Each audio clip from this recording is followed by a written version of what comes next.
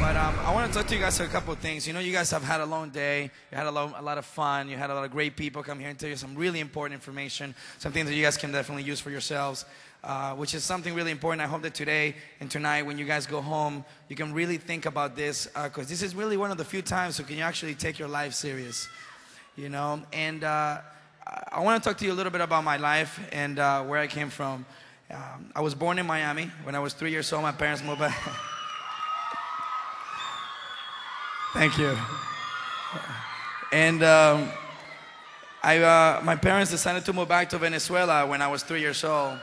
I'm Venezuelan Colombian. My mother's Colombian. My father's Venezuelan.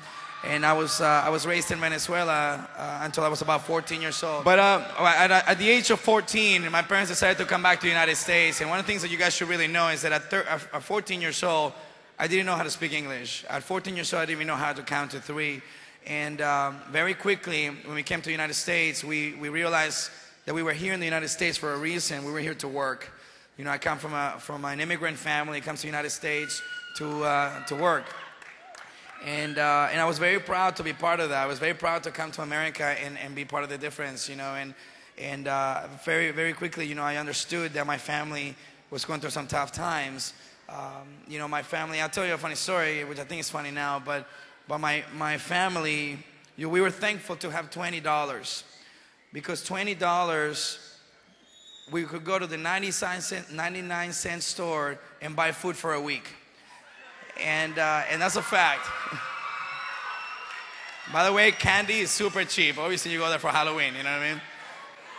But what I'm saying is that it was a humble beginning, and like many of us here understand, you know, coming from there, it's a place where you understand that you need to do something, and you need to be, you know, part of. You need to get the education your family never had.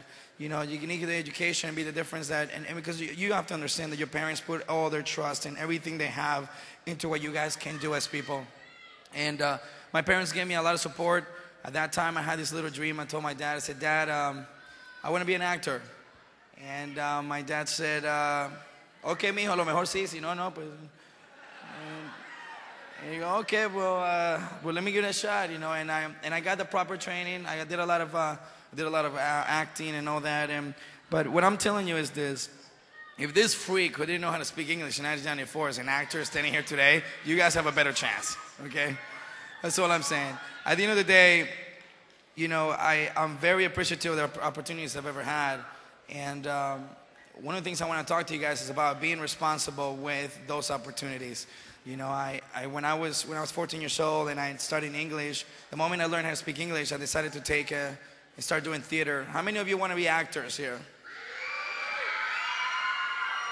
How many of you want to be singers? What is it? How many of you want to be rappers? Yeah.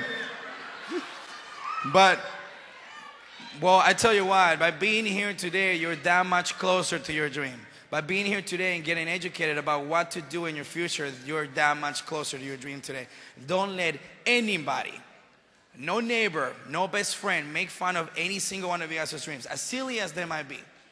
If you want to be a doctor, be a doctor. If you want to be a policeman, be a policeman. If you want to be an attorney, you want to be a pilot, you want to be anything you want to be, don't you ever let anybody tell you you can't. Because you are in the United States of America, and in the United States of America, dreams come true.